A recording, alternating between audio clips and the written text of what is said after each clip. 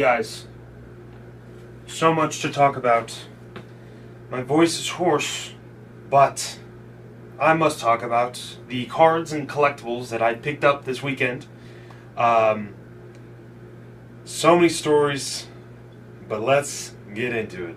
I have a lot of stuff on my mind that I want to get out. What stories I want to share about Culture Collision that I was at. For those who don't know, I was at that convention it was Friday, Saturday, Sunday. I went Saturday and Sunday with a couple friends.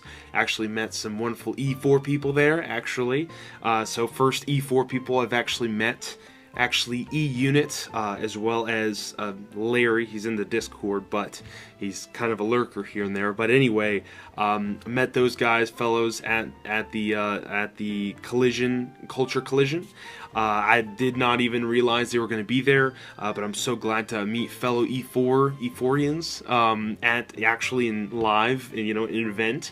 But for those who watched my goals and what I want to do at the very beginning of the year, this was one of them. I wanted to go to a live event, sell some cards, interact with some fellow collectors of cardboard, and just share stories, share knowledge, and just get to know other people, because I think that is one of the most valuable things in this hobby is the people, is the knowledge bases, is the relationships you can form in these very niche type of hobbies. So it was awesome that I could meet some people that I've interacted with online, in person. I actually was going through the convention and I was looking at some Pokemon stuff. This, for those who don't know, Culture Collision is majority focused on the sports cards and sports in general, but some people in Pokemon were there. And one of the tables I went to, I'm like, oh, E-Unit, or he kind of was like, oh, Slade. I was like, oh, oh, E-Unit, I've maybe seen his face once, and that was a couple years ago, so it's very, I was like, oh my gosh, duh, But anyway, it was awesome meeting him, and it was really awesome talking, sharing stories. He had two buddies there who actually they met at Charlotte Collecticon, and another person, Larry, another person from the Discord from E4 in general, and they shared information, and they came down, Larry and his buddy. His name's not Larry, but I just go by Larry because I don't know if he wants his name out here. But anyway, he's a lurker for a reason. But anyway, so he invited his friend down to Georgia to go to this Culture Collision, and so it was a phenomenal event. My first one, so I wasn't really expecting much, but it was really cool. I got to see a whole bunch of sports memorabilia that I've never seen before. Some ranging from everywhere from $10 all the way up to $100,000. It was really cool. Some really, really unique and rare pieces, but also very surprised on some of the stuff I'll get into, but some of the stuff I found at Culture Collision, just a sports collectible show, have some of the top and rarest Pokemon cards that I found and that I purchased in the hobby. Just some of the rarest cards in the hobby, just there. So anyway, I wanted to get into it and share what I picked up first of all, and share what I sold, but also the stories behind all that. So we'll get right into it. So I guess first, I already shared about meeting E-Unit there and everything. Evan, his name is. But anyway. Yeah, so when I first arrived, there was a huge line at the very beginning, because they opened their doors at 8 o'clock in the morning, and it was pretty cheap. Or I don't know what general admission at the other collecticons or anything, but it was about $20 to get in, and that was pretty good. They actually didn't. You can tell that especially in sports, the hobby is experiencing kind of a lull period, and kind of prices are decreasing. Kind of see that in Pokemon, but for the stuff that I deal with, super high end, don't really see it as much. But anyway, there were some people that I guess didn't show, or because of the weather or whatever, and they had certain venue tables still open for sale. So they had this thing like, hey, if you get there at 7 o'clock, this was Saturday, not Friday. I didn't go Friday. I heard Friday, usually the first day of conventions, is hard to make deals because they're like, oh, we have so much more time left. We want to wait on something else, full cash buyer instead of just making a deal. So I chose to go Saturday. And so I purchased $20 ticket just to go Saturday, and that was my original plan, just going Saturday. And that's usually the meat and potatoes of, you still have all the good cards there. Some may be sold on Friday, but the good cards are pretty much there on Saturday, and then every, slim pickings, on Sunday. But anyway, I arrived, there was a huge line. I'm like, oh, is this the line? They're like, yeah, it is. And so 8 o'clock came around, and they let everybody in, and it was really cool. I've been to a convention in Arizona. It was Comic-Con. Yeah, it was Comic-Con. I went to Comic-Con in Tucson, Arizona. That was kind of my first convention. This was my first Pokemon related convention. They were selling maybe 1 or 2 booths at the Comic-Con in Tucson, but it wasn't like this, where it was all cards, all collectibles, and you really saw the high end instead of like a $20 card in a CGC slab they're selling for $35. So it wasn't anything like that, and it was a pure card collectible convention. So it's my first one. I was very excited. Showed up right on time. I originally didn't really bring any of my high-end collectibles. They're still in the car trunk. I didn't want to carry around that huge that huge case over there. I had a backpack. I put some of the cards, I guess, yeah. I had my backpack on coming to the convention. I did have some cards in the back. I just didn't want to carry that big thing over there. So I stuck some cards in my backpack and was going around looking at what everybody had. I wasn't immediately like, oh, would you take this? Would you take this? Would you take this? I was just scouting it out, just seeing what there was. And funny enough, the first booth that caught my eye, I was going around, I probably walked around the convention probably for an hour, just looking at all the sports memorabilia, all of the stuff that I have very little knowledge about. I'm always open to learn more information about all the other collectibles, but obviously I'm neck deep in Pokemon and all the information, all the knowledge of Pokemon, but not so much of the world of hockey, football, baseball, all that memorabilia, and the pictures and signatures, crazy. But anyway, I was just going around the convention, talking to people. I have my buddies at the Sports Shack here it's in Gainesville. Yeah, it's in Gainesville, Georgia. They are a local sports store that they just started getting in, like Pokemon stuff, and they tell me I'm a very, very big value of Japanese knowledge because they don't know much about Pokemon, so I've been educating them about the world of collectibles and about Japanese specifically. I showed them all my top cards and everything, and they've learned a lot from me, and they ordered a few things like Japanese booster boxes from me and everything. But they were there. I befriended them, and they've been awesome. Joey is the owner of it, and Aaron, who runs it beside him, and they're awesome people. They actually told me about a Culture Collision that I first sparked interest. So I'm like, oh, duh. Only thing in my mind was the Collecticon event here in Georgia that was happening in September.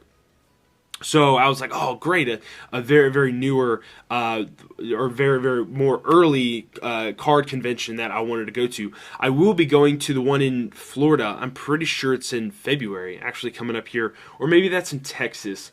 The one that's in Florida that's happening, I think it's in May or March, something of that sort. I don't think it's in February. I think that's the one in Texas. But anyway, I'll be going to that one, and that will be on my books of like the first ones to get, to go to.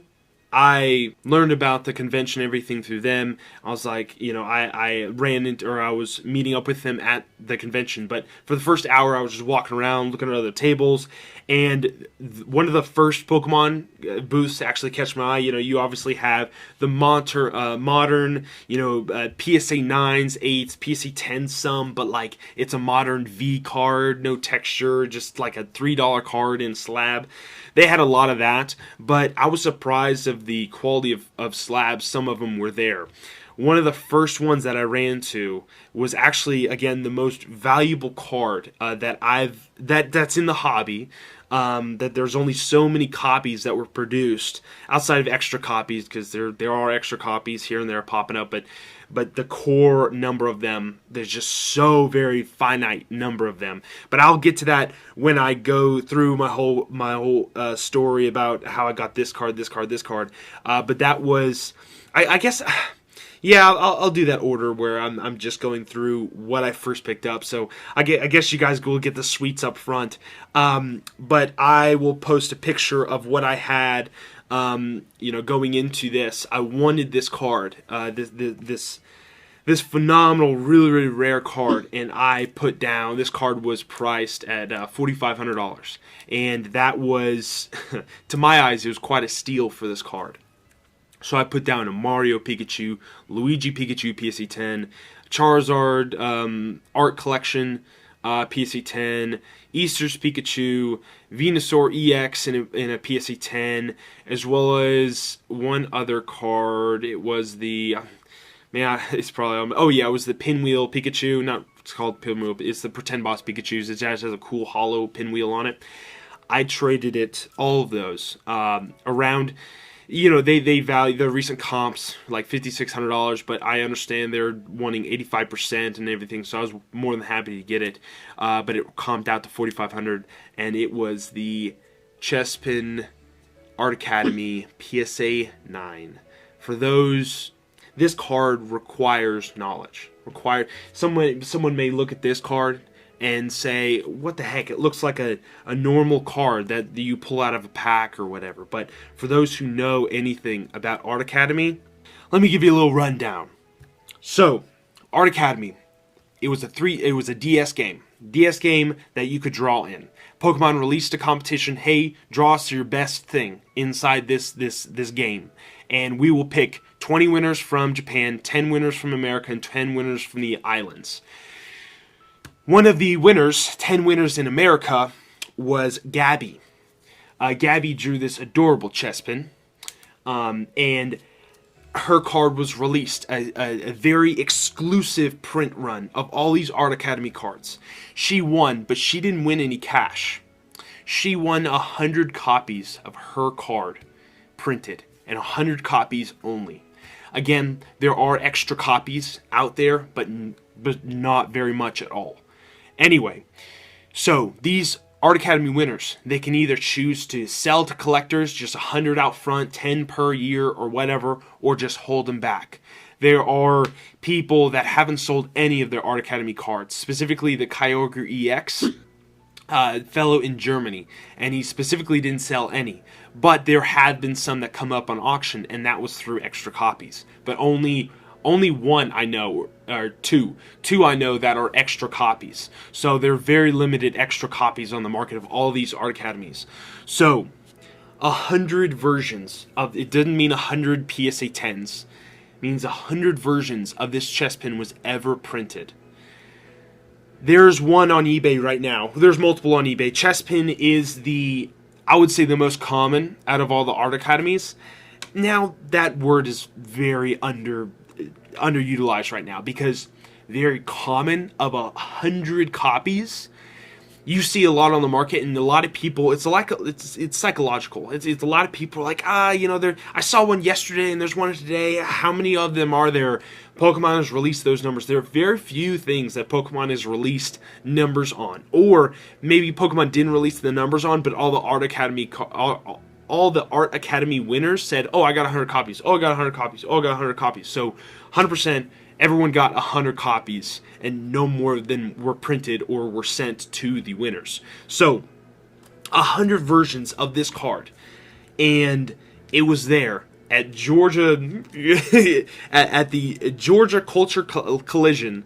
Not even a Pokemon show, not even Collecticon, and probably somewhere at Collecticon or whatever, but $4,500 I felt was an absolute steal. Because, again, everything in this hobby you have to have knowledge on. If you don't have knowledge on, you're very much at a loss. I had to educate these people about Art Academy. I had to educate these people. They thought this was just an illustration contest. Well, this is very different than an illustration contest. In sense of just how it worked. They know the numbers. Maybe one sold last year or something for $4,500 or whatever. But at the end of the day, the PSA grade doesn't really matter. It is all it matters is that it's authenticated and it's graded. For those who don't know, PSA stopped grading these. As in any Art Academy you send into PSA, they will not grade them because some Art Academy winners got a little wad in their pants, specifically the Kyogre EX guy, and I think the Mew Art Academy, because extra copies came up, and they all complained to Pokemon, like, oh, I never sold any of my copies, and these are fake cards. They made so much of a commotion that that PSA was like, okay, we're not grading any more Art Academy. And since then, this is a 409 cert, so 40 million cert.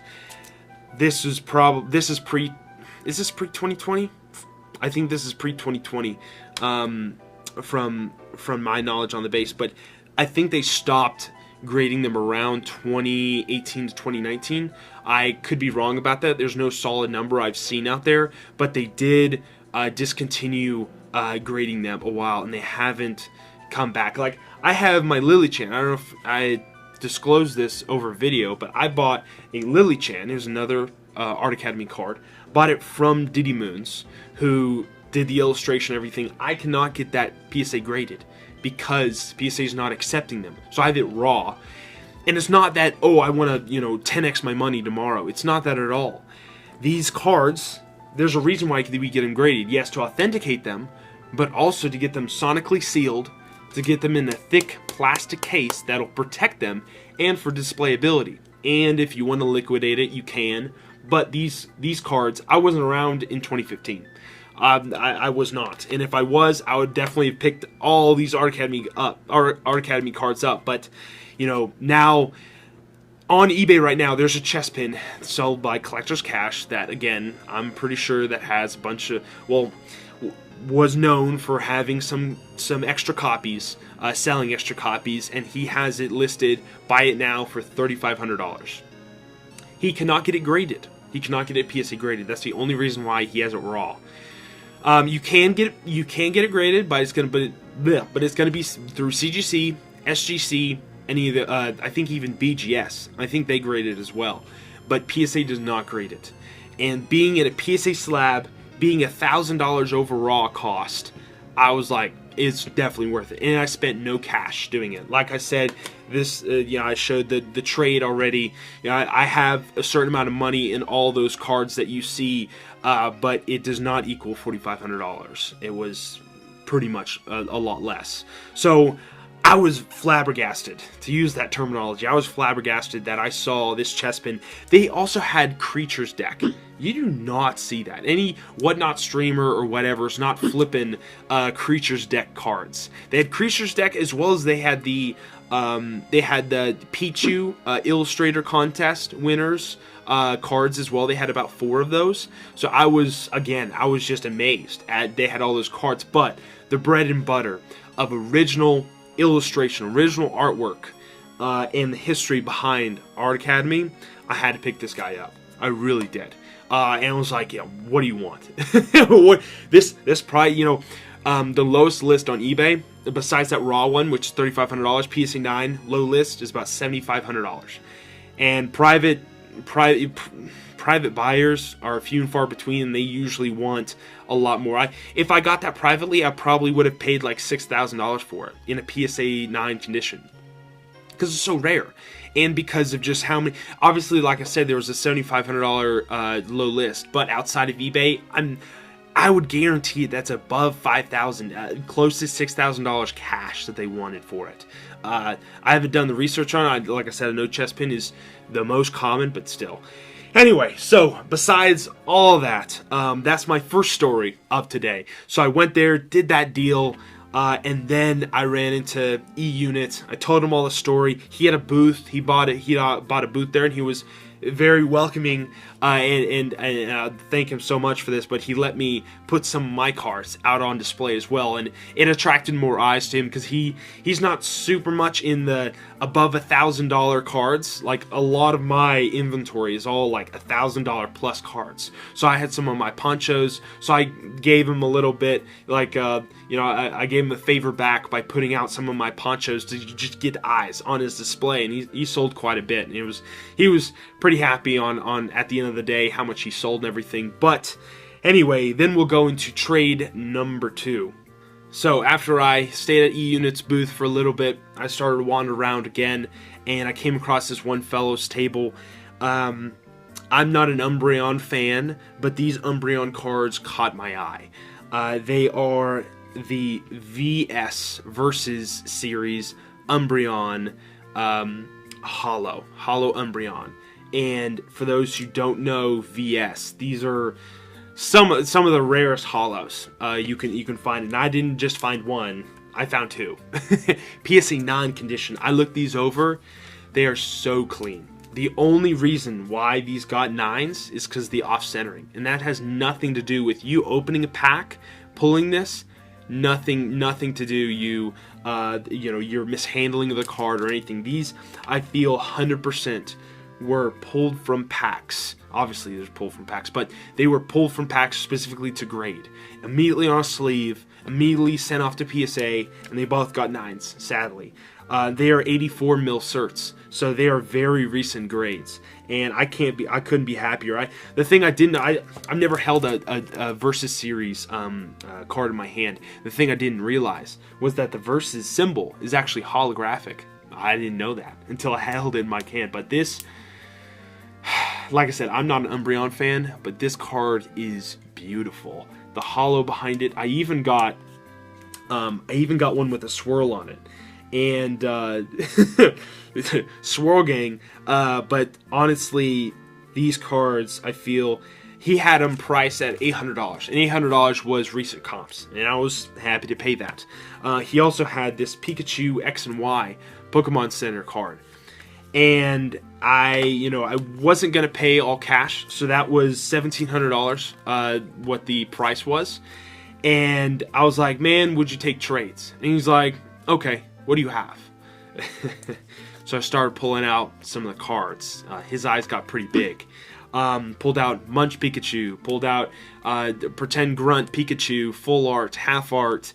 Pulled out all these cards on the screen. And as you see, I liquidated some of my vintage as well as some of my ponchos that I had. And I wanted to not only put it into these cards, because first of all, this card to complete my poncho set. For those who don't know, these came in, this specific card came with the Mega X and Mega Y in their separate boxes, the exact same card, and I didn't have it, and it's kind of cheap, it's like $100 card or whatever, but I still needed it to myself to feel that I completed the poncho set, and I still haven't, but I'm getting there. I really am getting there. But, he was like, what about all these cards? I'm very interested in the Munch, very interested in the Pretend Grunt Pikachu, very interested in the half art.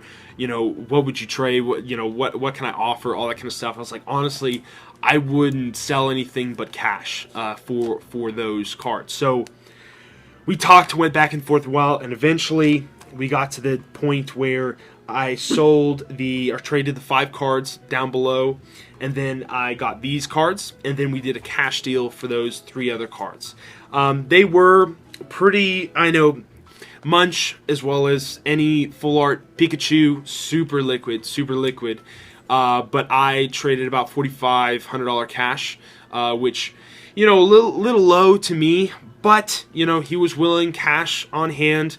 And it paid for my Mega X Charizard that I'll be getting here in a few days. That's one of the full arts I'm missing right now. And in my head, I was only gonna sell these ponchos if it was a crazy deal, but B, it would get me closer to my goal of getting a poncho set, a full PSA 10 poncho set. And I'm one step closer now. But also, I picked up these beautiful cards, beautiful cards. Again, I'll do close-ups and everything so you guys can see them.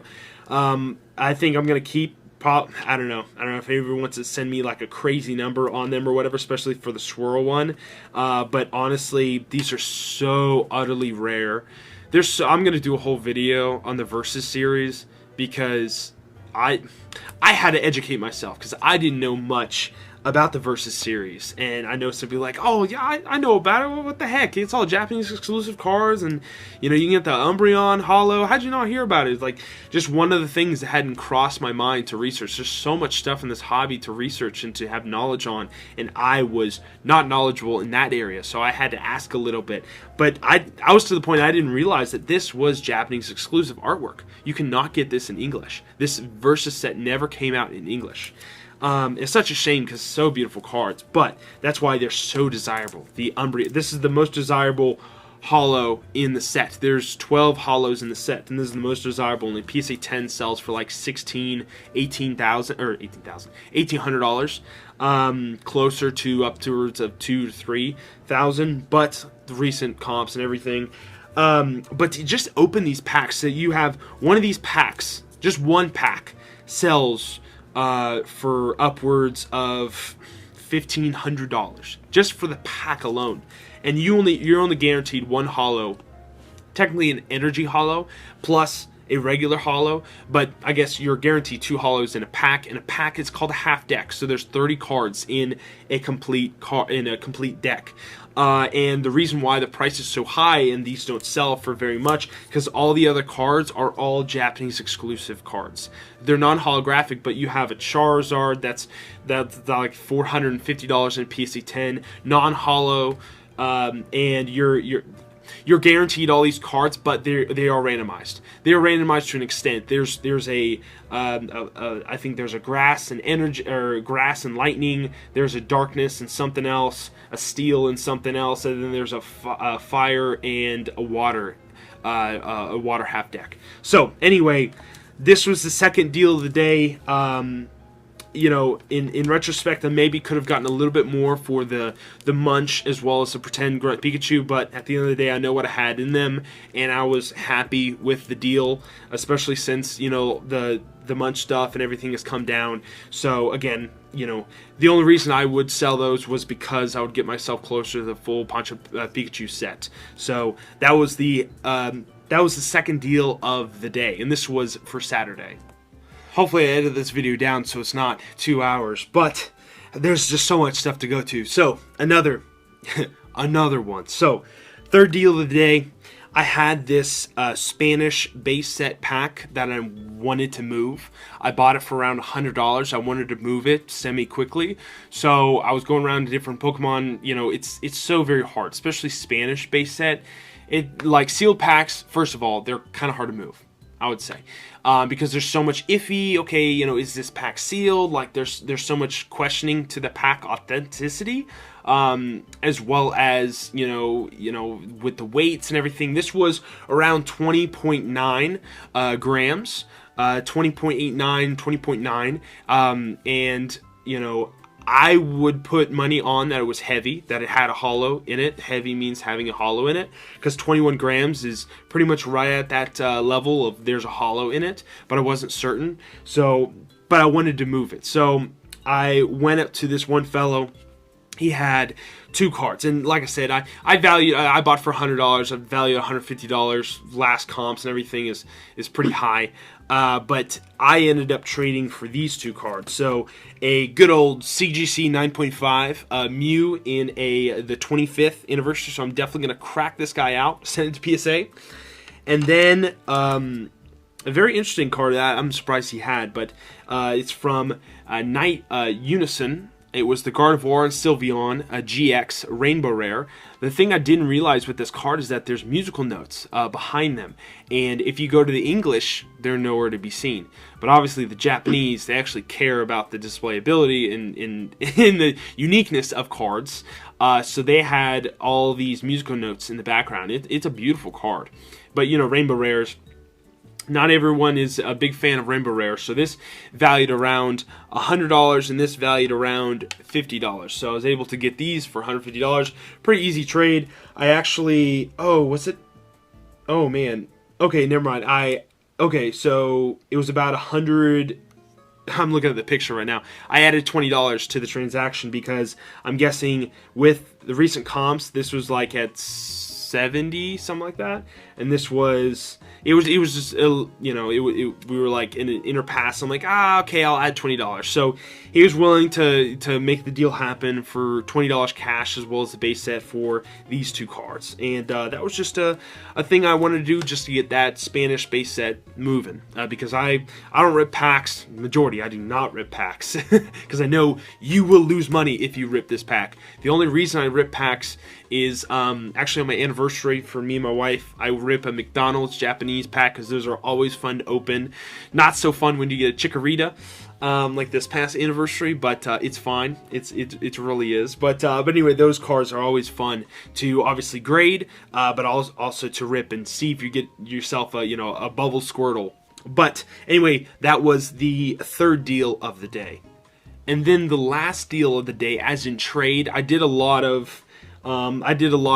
Sales. Actually, one specific fellow, I think it's called AA Mint, something of that sort. They had a store in Florida. He actually recorded me. He actually recorded a conversation, and maybe some of you guys watching, that are probably not, because this is a 40-minute video, and he shoots really fast videos. But if you are, welcome. I talk about collectibles here. But anyway, he shot a video of just interacting with me, and I'll link it down below when I find the link. But it was a pretty cool interaction. He got a pretty good deal, and I just wanted to give him a good deal because he was giving me a shout out. Had my little business card, on the camera and everything. He had this guy there, very unique. I'm really not I'm on this other side of the camera, but I don't have my own cameraman that like records me and all that kind of stuff. So, but anyway, he got a pretty good deal. He got a Yokohama 280, which is the Yokohama Pikachu that's in a submarine.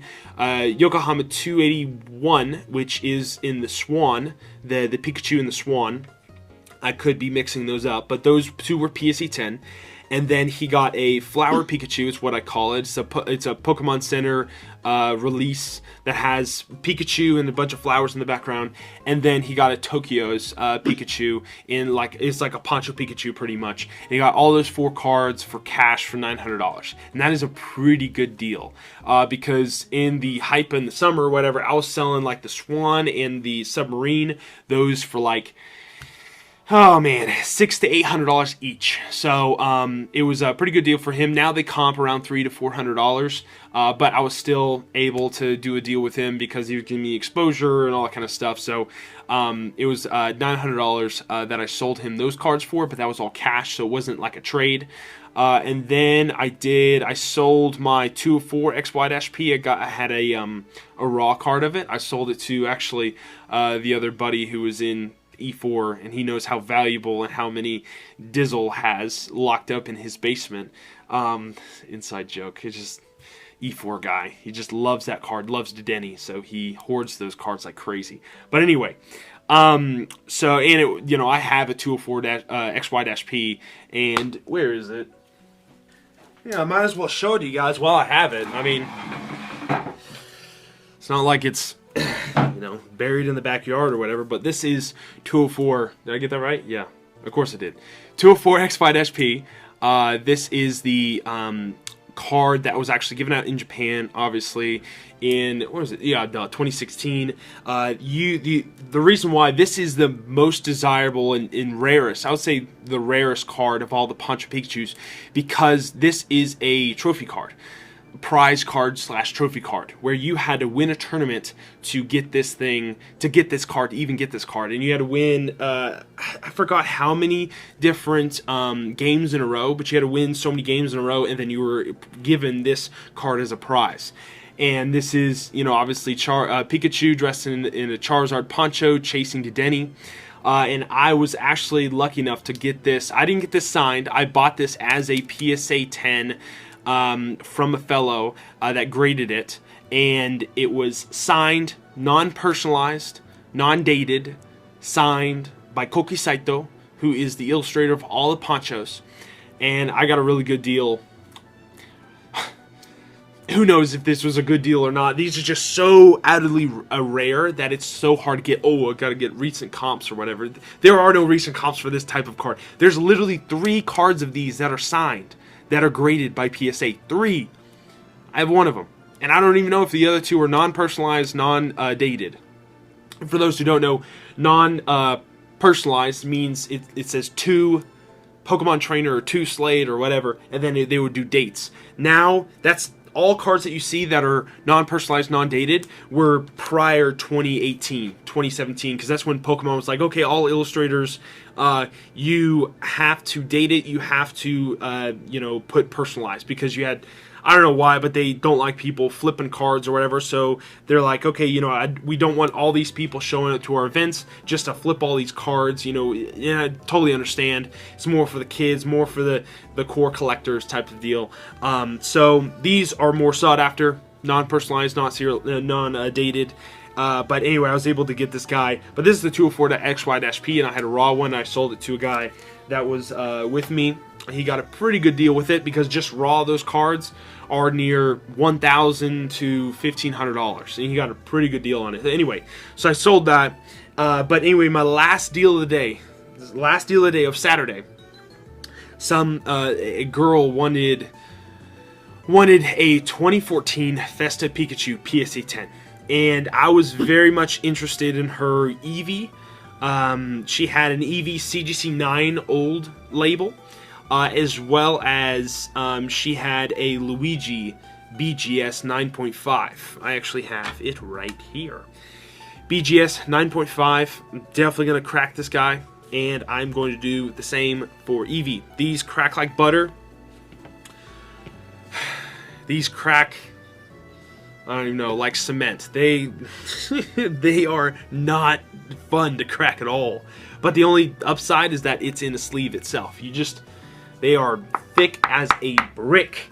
So anyway, she traded both of these with $100. Man, she was hard to deal with, but I wanted to give her a deal because, Festa Pikachu you don't really see very much, and she was kind of short on cash. I totally understand. She's not like a 40-year-old man or whatever. I wanted to get her give her a good day and everything. But it's funny. She had a Gyarados, Poncho Gyarados, and a CGC 9. She had it around her neck as like a chain. It was funny. It was really funny.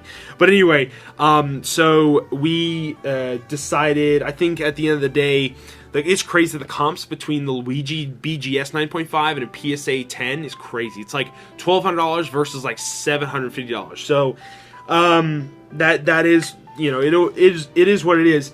But anyway, at the end of the day, it was pretty much valued at like $1,200, something like that. And I was pretty happy with that, because if I sold the card for $1,300 on eBay, I'm probably only walking home with $1,100 type of deal. So anyway, that was the last deal of the day. And it was phenomenal. I went around, talked to so many people. I sold some cards here and there. I talked to so many collectors. I was surprised I did so many deals during the first day than I did. I really didn't think I was going to go home with an Art Academy card. I mean, that's crazy. I mean, people who've been in this hobby know, like, you don't see these cards other than like on Heritage or Golden or whatever. Not like in some random shadow box at some random card collection convention. But yeah, I was super surprised on that. And again, I'm blown away. The artwork of this Umbreon is beautiful. So anyway, we packed it all up. Me, E-Unit, and as well as Larry, as well as his buddy. We went on after the convention ended at 5. We went and got some Mexican food. Had a good day. E-Unit Evan got the server accidentally dropped some. We got fajitas, and it wasn't the fajitas it was dropped in his lap. It actually was all the condiments that would go on the fajitas or whatever. It was dropped on his like arm or whatever. The person was very, very, like, oh, so sorry, and we felt bad for him. But it was just so funny to see us all guac right here. It's like whatever, but it was a really good Mexican. But anyway, we called it a day after that. We had some really good laughs, lots of good conversation. Then we went our ways. He actually, Evan actually told me, like, hey, if you want to come tomorrow, I didn't buy a ticket for tomorrow. So I was like, I only could go one day. He had a vendor tag. So vendors like get in for free pretty much. So he's like, hey, I got a vendor's tag if you want. So I'm like, okay, I'll jump on that. So he gave me a vendor's tag, and Sunday, I wasn't planning to come Sunday, but thankfully I did. You'll see in a second. But yeah, so he gave me the vendor's tag, and the next day I had to actually drive my wife to the airport, so I came a little bit later, around noon, because the doors open at 8, obviously, and today was only till 4, so I had about 4 hours to walk around, see what's up. I brought a bunch of my other stuff at the convention to sell. Anybody was interested. I did sell a lot more lower end slabs than I did the day prior. But also I walked around, saw what stuff was around, and there were actually some 2 more people that actually came and were actually filming. They were doing for their TikTok or doing for whatever, and so I did this one deal. Let's see, what's the next deal I had? So yeah, the next deal is crazy. The next deal, this guy was a CGC Love Red Heart. He was sponsored by CGC, I think, and he saw my Mewtwo Legendary Collection, CGC 10 of Reverse Hollow Legendary Collection Mewtwo. And I gave him all the background and everything. I gave him a little information. PSA 10 sell for like 3,100, something like that. And he was like, I have this card. I don't know if you'd be interested in it. Let's see if we can make a deal. And he showed me this bad boy. A Gold Star Rayquaza BGS 9. I was like, I maybe be interested in that. Now, hence, I do have a PSA 9 that I will go into a whole nother story about that. Did I do a whole video? I did do a whole video, but I didn't show off that card yet. But I did have a PSA 9 already, so this would be kind of just like a. I hate BGS slabs and everything. I would try to break it out and try to get a PSA 9 because the prices are pretty significant if you get a PSA 9 versus a BGS 9. But anyway, he wanted to trade this guy. And so I was like, okay, what are you interested in? And he was like, the Mewtwo. So I was more than willing to trade with the Mewtwo because the Mewtwo, I have a certain amount of capital tied up in that, and I would like to move it into something else. And I do have 2 CGC 10s. Technically, at one point I had 3 CGC 10s. I cross-graded one of them to a PSA 10 that I have that's locked up. That's like one of 43 in the world. But anyway, the other 2 CGC 10s, I was like, okay, I got my PSA 10. I don't really need these others. So I was like, okay, I'm more than willing. And we settled upon a valuation of $2,500 for that card. He also was interested in my Legendary Collection PSA 8 Charizard that I valued at around, I think, $1,800. That we valued around $1,800. And then he was interested in my Plasma Gale Charizard. So all these Charizards and these Mewtwo's, I have a certain amount of value tied to them. I graded the 2 Charizards. I didn't grade the Mewtwo. So I was like, okay, let's see where we're at. And we were short about $2,000. So I was able to cover down the cash, $2,000 cash, for the deal.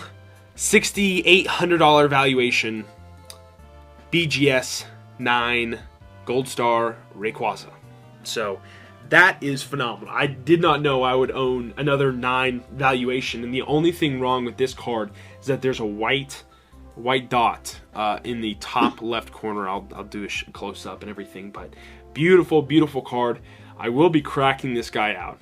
Call me crazy, but I have maybe $4,000 in the card, like as in cost basis. So I'm like, even if I get a PSA 8, it's still going to be above my cost basis. So definitely going to be cracking this guy out. I just need to make sure that I don't harm the card cracking it out. That's the only thing.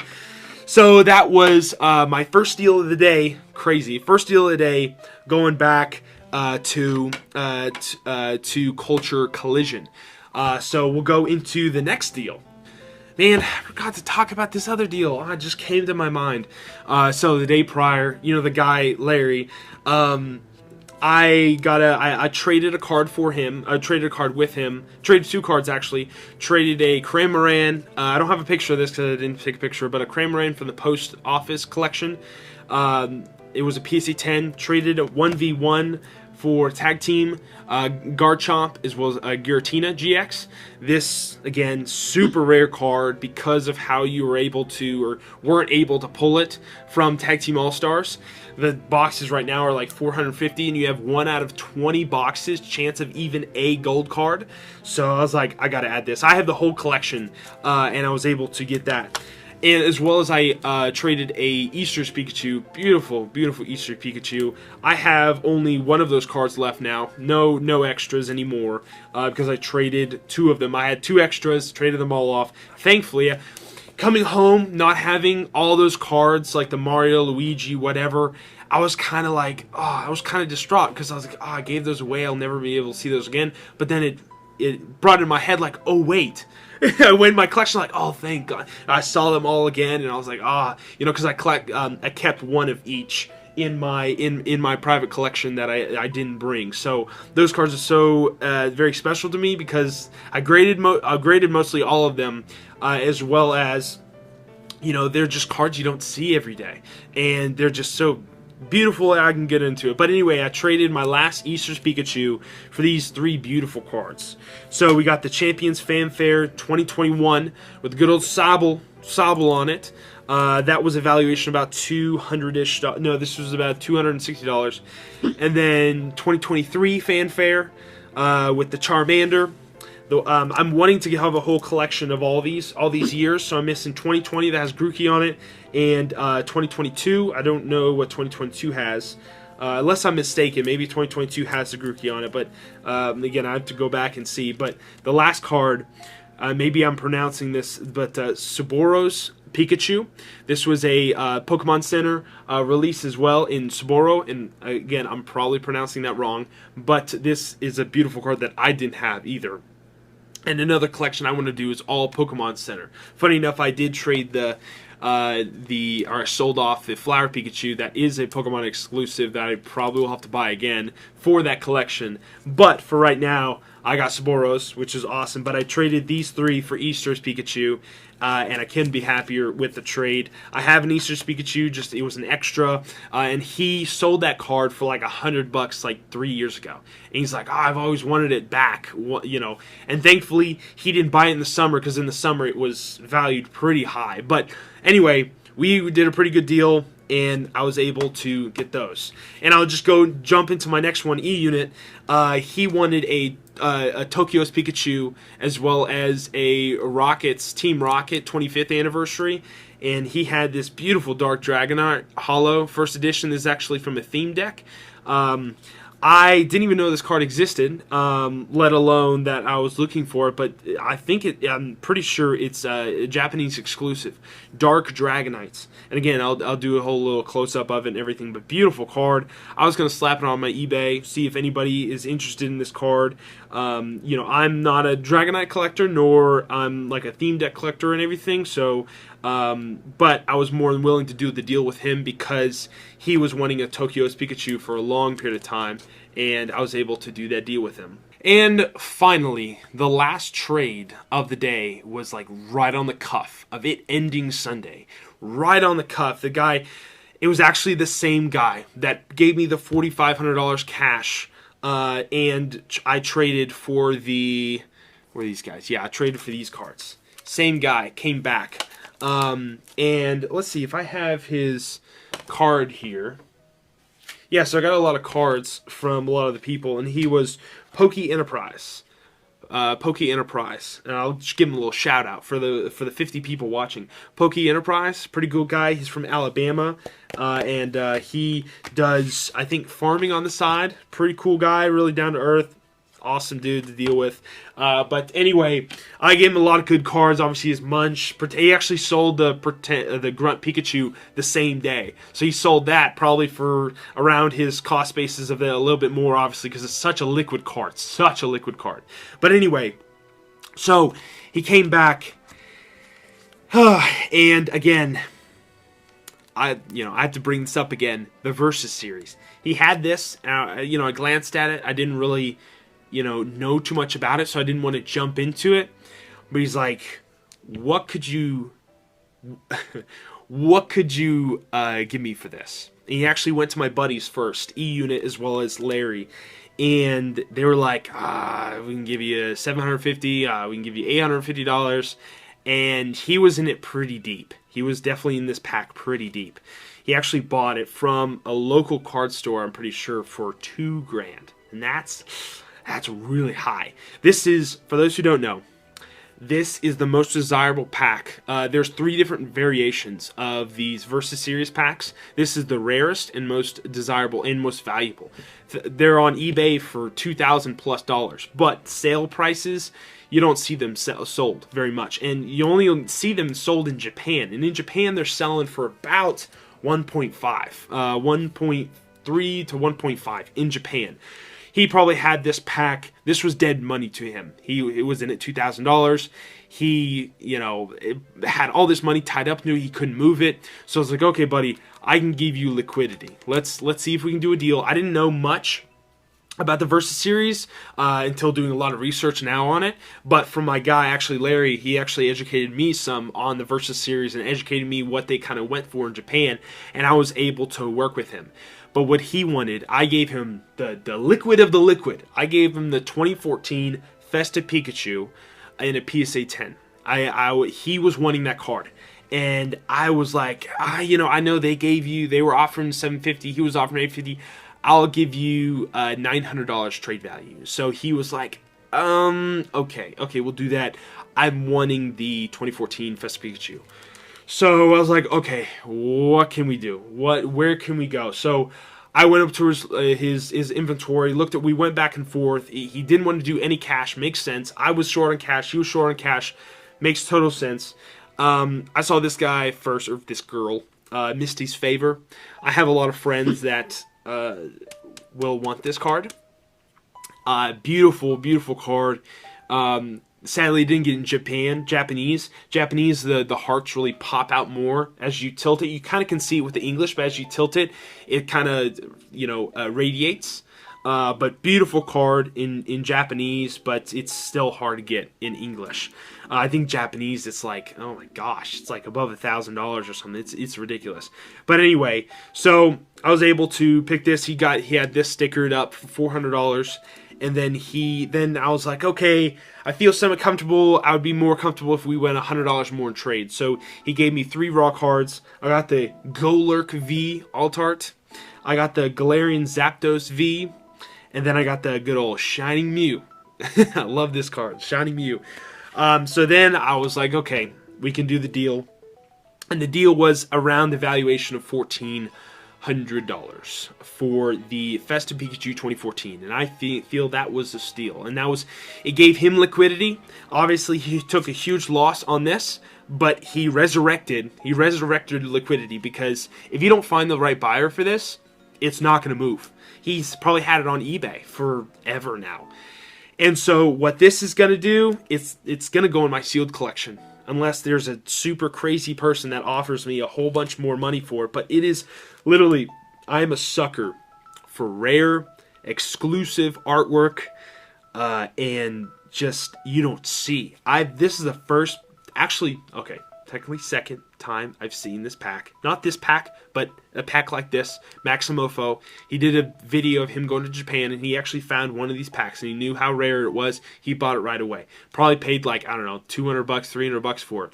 But it is so utterly rare. And all the cards are Japanese exclusive, all the artworks. Like I said, non-holo Charizard goes for like $450. Crazy, undervalued, I would say, as well, because of the how hard it is to get these packs, especially PSE 10. But anyway, that was the last deal of the day that I traded a Festa Pikachu 2014. That was my last Festa Pikachu. I actually do not have any more. And I'm kind of okay with that because, I bought them in 20 raw from Japan. I graded them, and they were great. I love those cards. They look awesome, but I would rather have the 2016 Festa Pikachu. The one with the 20th anniversary. That's like $8,000. Not just because of the valuation, but just because you have all the starters. And you have Pikachu, beautiful card. Eventually, that's like another goal I want to have. Just eventually get that card. But for right now, I was happy to let that go and happy to get a super rare pack that probably. I'm not a ripper. I do not rip product because I know if I rip this thing, even though my cost basis is so low, okay, I cannot lose money ripping this pack at my cost basis. I cannot lose money ripping this pack, but I just don't want to because I know if I just sold this for $1,000 on eBay, it would fly off the shelf pretty much. So anyway, because yeah, the less desirable packs sell for like $1,000 on eBay. So this will probably fetch 1.5, closer maybe to 2. But anyway. But there's a lot of risk. There was no recent comps. That was the biggest thing. There was no recent comps of eBay or anything of like what this would go for. So anyway, I took a risk. I traded my super liquid as butter, or well, liquid as water card to him. And I got these great cards that I was able to work out with a deal with him. Because I could have passed on Misty's favor, but I was like, I really want this pack, and I don't want to miss the opportunity of getting this pack. And I already do have the most desirable holo out of the packs I can pull from that, so there's no reason to open it if I not only have one, but 2 of them. Anyway, so overall, it was a phenomenal experience at this convention. I learned so much, as well as I met so many people and gave out so many of my business cards and all that kind of stuff. It was worthwhile. The tables, I mean, it was like $375 to get a table there.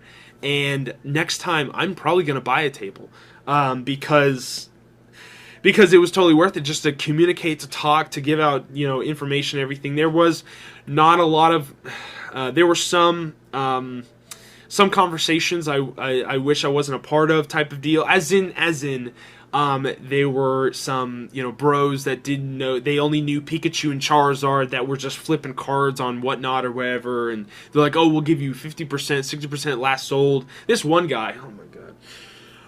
This one guy came to my table and was like, I'll take out the entire top row, and my top row was my most expensive, have all the Mario Pikachu, the Poncho Pikachus. I'll show a video of my table right here from my Instagram, but it had all the top cards, probably easily like 20k, no, actually a lot, probably like 30k right on the top, just on the top row. He's like, what do you want for all these? I'm like, dude. He's like, what I'll buy you right now, cash right now. I was like, dude, I didn't say, I said it very friendly and everything, but like in essence I said, dude, I'm not your customer. Like I'm not someone that I'm gonna liquidate this so just right now, right instantly, because I know these are I can't go to the store and go to Walmart down the street and buy a pack and rip this and I get it in a pack. There's so much, especially the Mario Luigi Pikachus, like you have to buy a $6,000 box to maybe get a PSA 10, probably PSA 9. Just how long those boxes have been around and like jumbled around and everything, but like no, no. He was out there with his vape pen, like he was just a seller, like a middleman that he knows he has, he can get probably 40% above what he would pay for if he sold it to someone else like tomorrow. But I know I was super liquid in these cards, as in these cards are just like literally water. They will fly off the shelf if I sell 10% under value or under market. I was like, no. Majority of what those cards were for were eye candy. Everyone loves seeing the ponchos. Even Evan was saying, like, I love to have them just in my case because ponchos attracted people. They're like, oh, these are beautiful cards, like full art Poncho Pikachus. You don't see that. You only see the super modern bulk CGC 8.5 in everyone's slab case or whatever.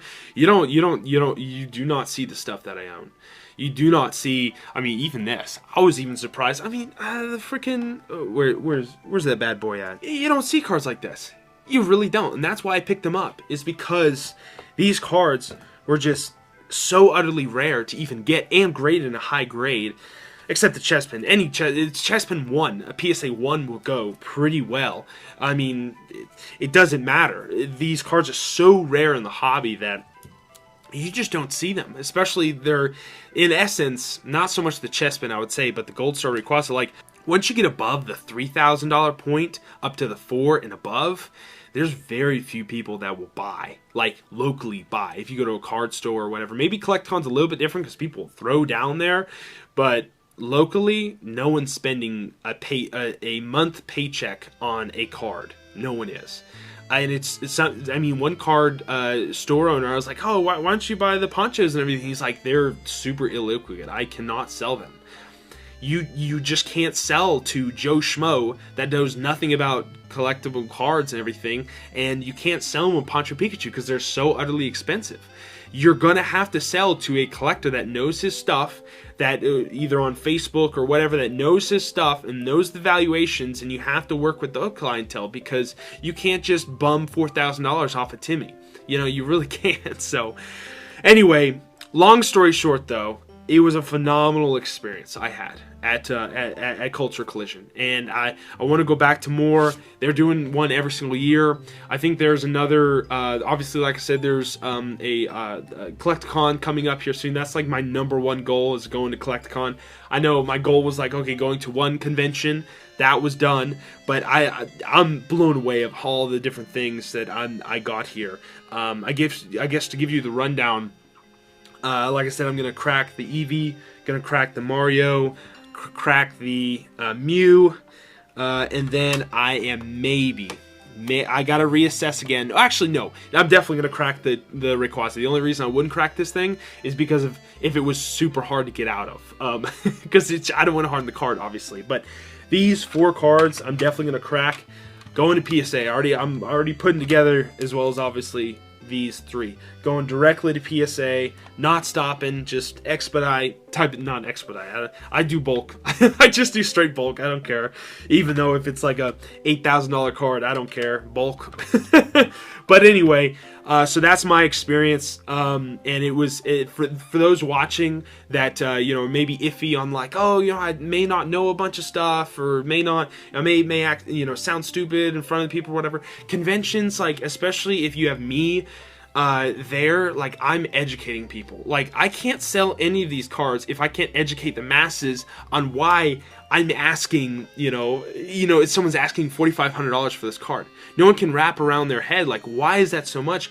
And you start educating people and they become more interested. They become like, oh, wow, this, you know, this is the story behind these cards. That's why I would say Japanese outsells English tenfold, because the stories behind these events.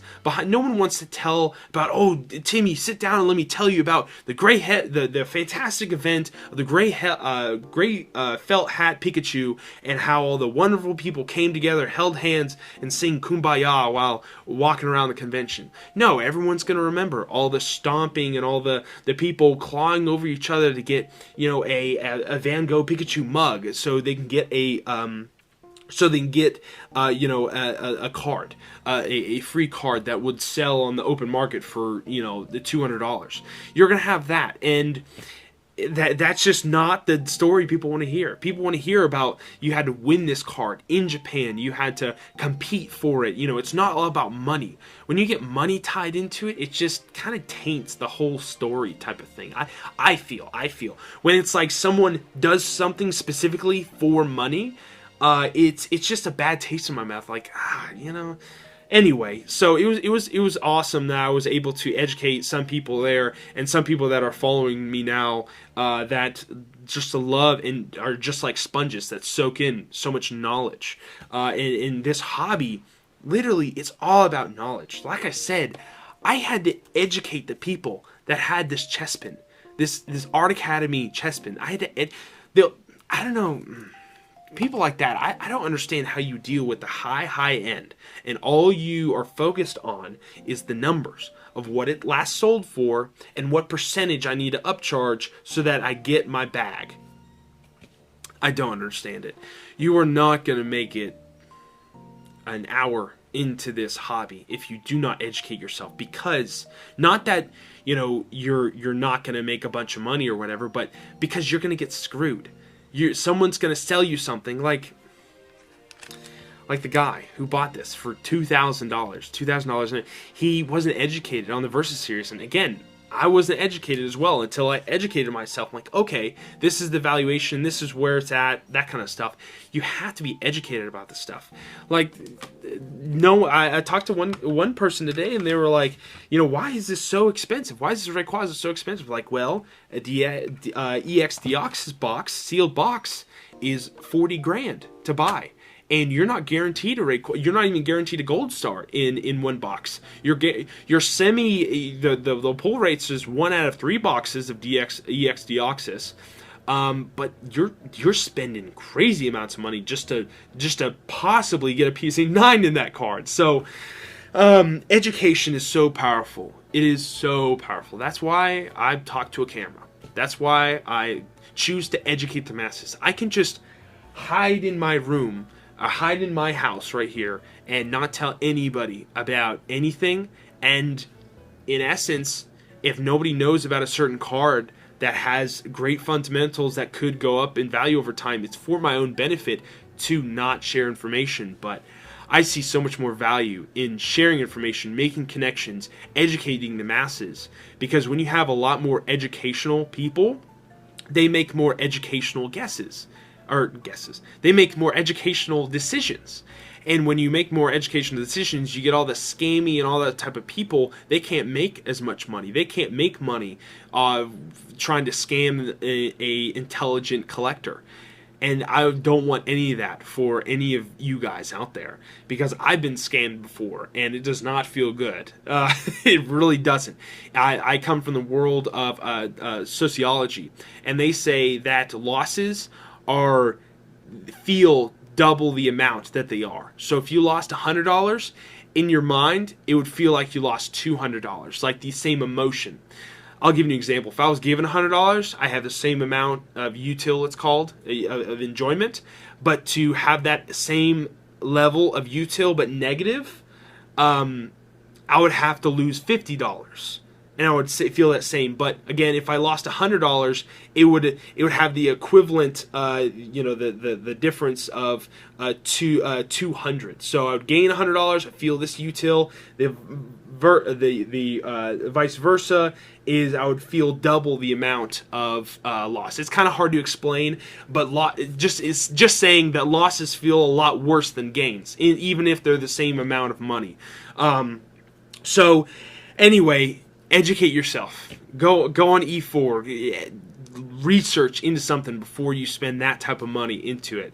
And as you know, as my collection here, and as the cards that I've collected, it really are the fruits of my labor of just diving into knowledge, diving into these collectible cards that are so very cherished and valuable. That I've grown my collection to the point that I have now 2 Art Academy cards. Crazy. I didn't think I would even get one, but I was very thankful to get Diddy Moons and buy it from her. So anyway, with all that said, hopefully you enjoyed this, and this was probably on your backscope or whatever, and you listened to it or whatever, but hopefully I educated and entertained some of you guys. But if you're interested, follow me on Instagram. Look at my eBay store. Follow me on YouTube or whatever. But I do these videos all the time, just talking about talked about my experiences and just talk about knowledge in general. So without further ado, I'll talk to you guys in the next one. See you guys later.